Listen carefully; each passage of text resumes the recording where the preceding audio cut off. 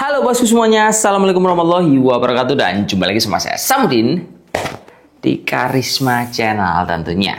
Nah oke kawan semuanya, kali ini kita mau bahas laptop lagi nih, punya si Asus yang masih di seri ZenBook 14 OLED dengan fitur Zen AI-nya. Tapi yang kita bahas ini udah berpacu pakai AMD Ryzen 7 versi terbaru, yaitu pakai 8840HS. Nah, ini harganya terjangkau banget, bro. Tapi sebelum tak spill harganya, tak kasih tahu tipenya dulu biar nggak penasaran. Inilah tipe ZenBook 14 OLED UM3406HA yang dibanderol di angka cuma 15 jutaan aja. Nah, jadi kalau misalkan ini kita compare sama-sama ZenBook punya Asus, ini harganya jauh lebih murah, bro, dibandingkan versi Intel Core Ultra 7-nya. Karena yang Ultra 7 itu harganya dijual di angka 20 jutaan. Jadi selisihnya kurang lebih 5 jutaan, ini jauh lebih murah dengan perbedaan yang menurut saya tidak terlalu jauh untuk kemampuannya, tapi komponennya memang lumayan perbedaannya, bro.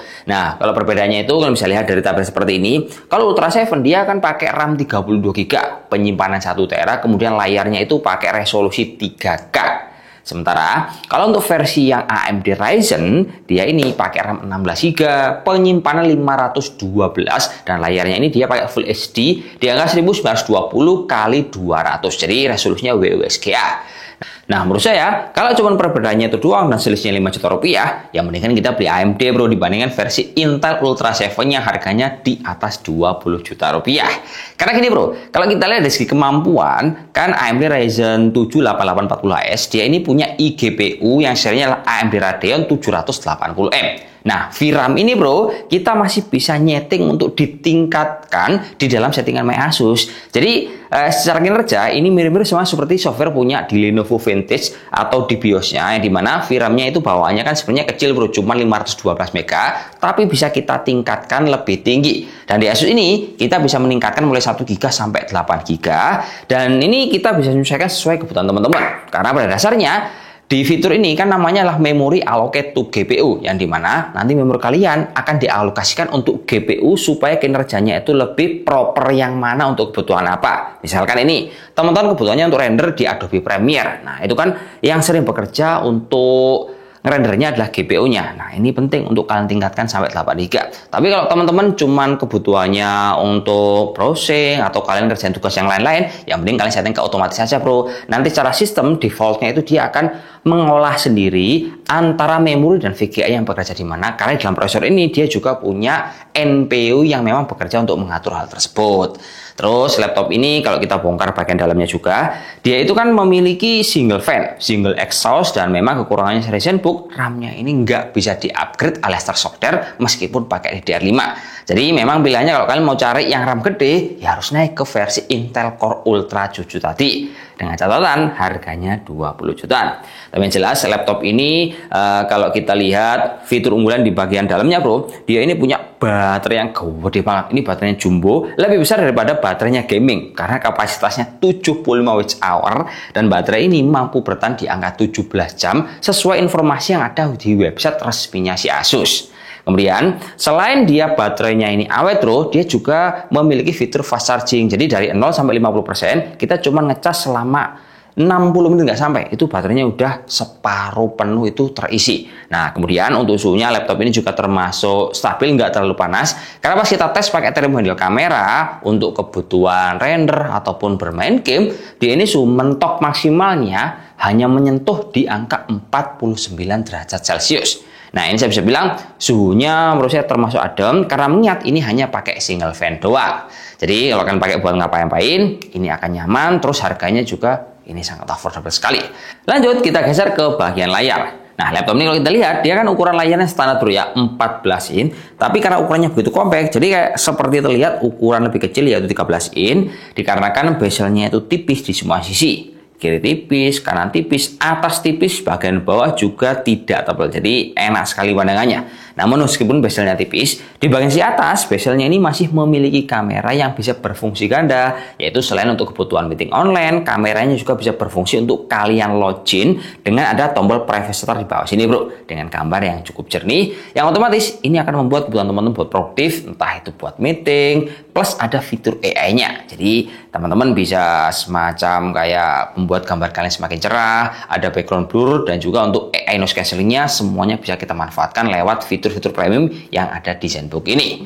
Nah, kalau kita geser kembali sama layarnya, hardware layarnya ini kan dia pakai panel OLED bro ya. OLED-nya ini bukan OLED yang standar bro, tapi pakai layar Asus Lumina OLED yang ultra jelas. Nah, ini lebih spesifik bro. Jadi dia lebih bagus dibandingkan seri Ultra OLED sebelumnya, pekatnya lebih bagus karena untuk kecerahannya ini lebih tinggi di angka 600 nit. Nah, biasanya kecerahannya itu cuma 400-500. Kalau ini dia 600 nit dengan aspek rasio di angka 16:10. Untuk resolusinya di angka 1920 x 1200 dan juga untuk warna akurasi yang benar-benar sempurna. sRGB di 100%, kemudian untuk NTSC-nya di angka 95%, RGB RGB di angka 97%, sama baterainya di angka 98%. Ini kalau kita buat ngerjain gambar ataupun video, pasti akan nyaman sekali di mata kalian. Lanjut kita geser lagi bro ke bagian bawah. Nah, ini sekilas keyboardnya ini seperti yang sering saya bahas. Dia ini di bagian touch-nya, ini kan dia ada cekungan yang membuat familiar buat ngetik. Namun nggak berhenti di situ juga bro, karena si Asus ini juga memiliki tombol Copilot Preview langsung bisa bekerja. Ini mana kalau ini kalian tekan, langsung deh kita bisa mencari sumber informasi apapun yang kita butuhkan lewat Copilot Preview. Catatannya, ya harus ada koneksi internet. Nah, karena ini laptopnya punya AI di dalam prosesornya, ini akan diproses jauh lebih cepat dibandingkan yang tidak punya AI. Kemudian, colokan I/O portnya lengkap dan juga ditunjang oleh WiFi yang bagus, yaitu WiFi 6E plus Bluetooth 5.3. Dan hasil pengetesannya, langsung kita tes seperti ini kawan.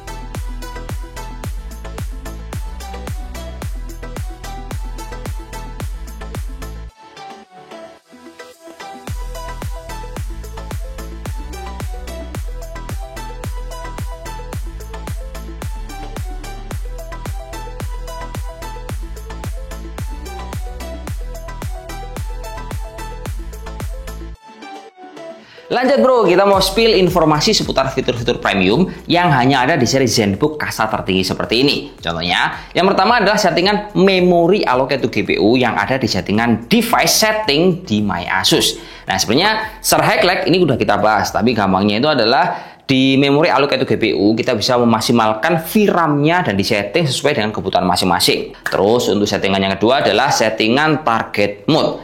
Nah, untuk settingan target mode ini adalah bertujuan untuk lebih menghemat konsumsi daya yang ada di laptop ini. Nah, caranya dia itu akan mematikan semua notifikasi. Terus yang kedua adalah meredupkan cahaya layar di bagian atas dan juga bagian bawah. Nah, ini lebih efisien bro.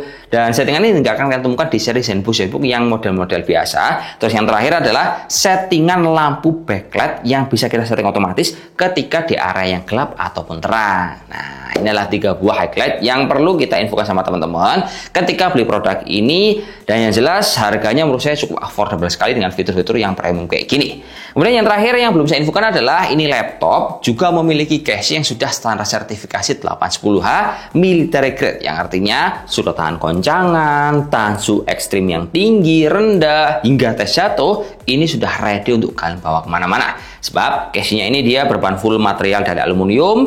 Dan untuk ketipisannya sangat tipis sekali bro, cuma di angka 14,9 mm dengan bobot yang sangat ringan di angka 1,2 kg aja. Jadi menurut saya laptop ini harganya affordable, fiturnya banyak premiumnya, dalamnya juga canggih, sudah ada AI-nya yang otomatis akan lebih memberikan kecepatan untuk kebutuhan software yang berbasis AI, entah online ataupun offline. Jadi mungkin cukup sekian, terima kasih informasi yang bisa kita berikan, semoga bermanfaat buat teman-teman yang cari pajak di angka 15 juta rupiah. Cukup sekian, terima kasih. Wassalamualaikum warahmatullahi wabarakatuh dan salam jos. Semoga bermanfaat kawan. Oke.